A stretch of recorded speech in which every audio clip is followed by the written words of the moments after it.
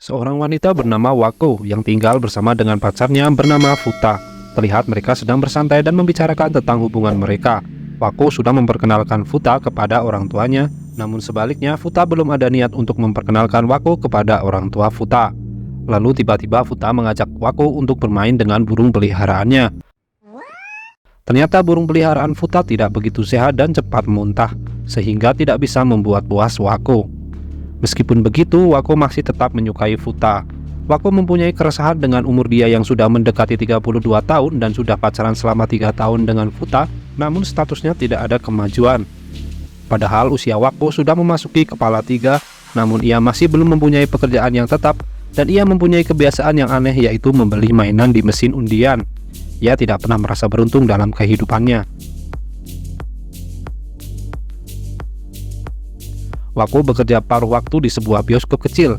Selama ini Wako dan Futa saling berbagi keuangan, namun lebih banyak Wako yang dibebankan.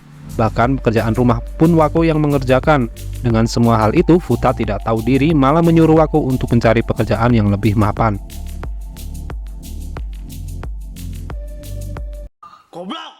Saat Wako sedang menyirami tanaman, ia dipertemukan oleh seorang pemuda yang tangannya sedang dibalut gips memasuki bioskop tempat kerjanya. Wako terpesona melihat ketampanan pemuda tersebut. Bahkan saat membagikan tiket masuk, Wako tidak bisa berkata-kata menatap muka pemuda tersebut. Setelah filmnya selesai, giliran tugas Wako untuk membersihkan studio filmnya. Wako yang sedang bertugas mencari pemuda yang tadi, namun tidak kunjung keluar. Lalu ia mencoba untuk memeriksanya. Ternyata pemuda tersebut tertidur pulas di kursi penonton. Wako tidak langsung membangunkannya, tapi ia malah memandangi wajah pemuda tersebut. Kemudian Wako mengambil kartu pelajar yang terjatuh. Ia terkaget ternyata pemuda tersebut masih berusia 15 tahun, yang bernama Yumeaki Iko.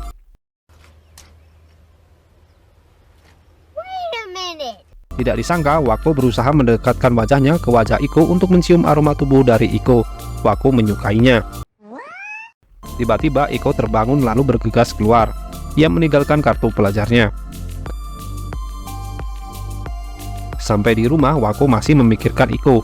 Bahkan ia mencuci sepatu yang sama dengan Iko pakai sebelumnya. Wako masih mengharapkan bisa bertemu kembali dengan Iko, namun Iko tidak kunjung terlihat. Wako berencana untuk mengembalikan kartu pelajar Iko yang tertinggal. Malam hari saat akan pulang kerja, Wako mendapatkan pemberitahuan dari Fuka bahwa ia tidak bisa menepati janjinya pada hari Minggu untuk menemani Wako mencari hadiah untuk orang tuanya karena ada pekerjaan. Hal itu membuat Wako sangat kecewa. Namun kekecewaannya terpecah karena Iko datang untuk menanyakan kartu pelajarnya yang tertinggal. Wako tidak langsung memberikannya, namun mengajak Iko untuk mencari bersamanya. Ketika Wako pura-pura mencari kartu pelajar milik Iko, ia diam-diam memperhatikan Iko. Wako berbohong kepada Iko bahwa ia tidak menemukan kartu pelajarnya, sehingga ada waktu untuk mereka mengobrol soal bioskop dan film. Kemudian Wako mengajak Iko untuk berkunjung ke ruang proyeksi. Di dalam ruangan proyeksi, Wako memulai pendekatannya dengan Iko dengan pembahasan film. Ternyata Iko adalah murid pindahan. Ia tidak mempunyai banyak teman. Ia menyukai scene film yang menampilkan lautan karena membuat hati Iko tenang. Sebelum Iko pulang meninggalkan bioskop, Wako meminta Iko untuk meninggalkan nomor handphonenya dengan alasan agar bisa menghubunginya apabila kartu pelajarnya ditemukan. Iko pun menyadari bahwa sepatu yang mereka kenakan sama. Malam harinya, Wako sedang melihat film yang ditonton oleh Iko dan memikirkan Iko sambil bermain dengan anunya. Tiba-tiba ia dikagetkan dengan ketukan pintu. Futa pulang dengan keadaan mabuk. Tiba-tiba Futa memeluk Wako dan mengajaknya untuk bercocok tanam. Wako sempat menolak, akhirnya ia bersedia asal melakukannya dengan tangan kiri karena terlintas di benaknya wajah Iko dan hanya tangan kirinya yang bisa bergerak sehingga ia bisa berfantasi membayangkan dengan Iko. Pagi hari, tidak seperti biasanya, kali ini Wako mendapatkan mainan langka berupa singa emas pada permainan undian. Awalnya Wako ragu untuk menghubungi Iko. Ia trauma dengan Futa karena laki-laki awalnya terlihat berbeda di awal. Akhirnya ia memberanikan diri untuk menghubungi Iko. Wako memberitahu bahwa kartu pelajar Iko sudah ditemukan. Iko pun senang mendengarnya dan berencana akan mengambilnya esok harinya. Wako beralasan untuk menebus kesalahannya karena kurang teliti dalam mencarinya. Ia memberikan penawaran tiket menonton gratis dengan tujuan agar bisa menonton bersama. Iko yang mendengarnya tanpa berpikir curiga pun menyetujuinya. Teman kerja Wako mengira ia sedang akur dengan Futa karena Wako terlihat tersenyum dan lebih ceria. Wako pun bertanya apakah seseorang yang nonton berdua tapi bukan pacar apakah dikatakan selingkuh. Teman kerja Wako menjawab hal itu tergantung keputusan dari sudut pandang pasangan masing-masing. Wako mulai berdandan karena akan nonton bersama dengan Iko. Akhirnya mereka bertemu dan jalan bersama di Shibuya. Mereka menuju bioskop. Walaupun sebenarnya Wako sedikit khawatir dengan respon orang lain saat dua orang yang umurnya berbeda jauh jalan bersama. Mereka pun menikmati filmnya bersama dan menyimak sesi wawancara sutradara film tersebut setelah film usai.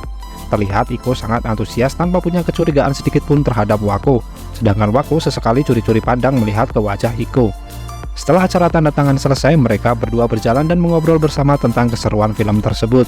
Saat pertanyaan mengenai umur, Wako terlihat tidak percaya diri dan Iko kira Wako sudah menikah. Tiba-tiba Wako terjatuh karena tertabrak oleh seseorang. Iko mencoba menegur orang yang menabrak Wako namun dicegah oleh Wako. Tiba-tiba hujan turun, Wako dan Iko menuju ke tempat karaoke untuk berteduh. Wako menjelaskan bahwa ia tidak mempunyai suami dan statusnya adalah seorang wanita yang single. Mendengar hal tersebut, reaksi Iko mulai berubah. Ia merasa canggung dan gugup bersama dengan Wako. Ia tidak terbiasa mempunyai teman seorang wanita. Wako melihat tangan kanan Iko yang terluka basah. Lalu Wako mencoba melepaskan ikatan kain yang menopang tangan kanan Iko. Iko semakin gugup karena posisi mereka terlalu dekat. Terlihat ada area lain yang ikut tegang dari Iko. Wako tersadar karena tidak sengaja menyentuh tongkat sakti milik Iko yang mengeras. Lalu ia mencoba memeriksanya dan mengajak Iko untuk bergeser ke pojok agar tidak terlihat dari luar. Kemudian Wako berinisiatif bermain dengan tongkat sakti Iko. Iko pasrah menerimanya hingga basah.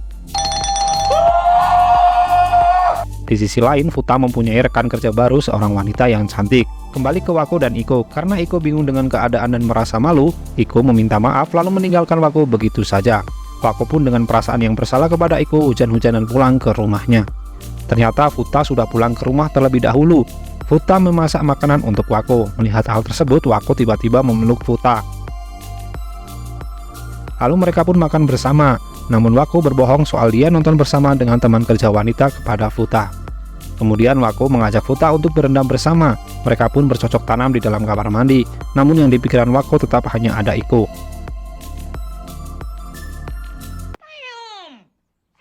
Malam harinya Futa sudah tertidur. Wako mencium aroma badan dari Futa. Ia berpikir bahwa ia sudah mempunyai Futa dan Futa lah yang terbaik menurutnya.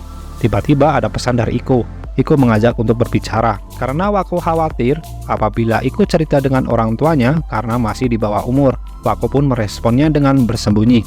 Ternyata Iko meminta maaf tentang sikapnya sebelumnya karena Iko malu dan bingung harus berbuat apa. Tiba-tiba Wako dikagetkan oleh Futa yang terbangun karena kehausan. Wako mulai salah tingkah namun Futa tidak menaruh rasa curiga terhadapnya, ia hanya ingin makan kembali. Lalu Wako menuju ke kamar mandi untuk membalas pesan Iko.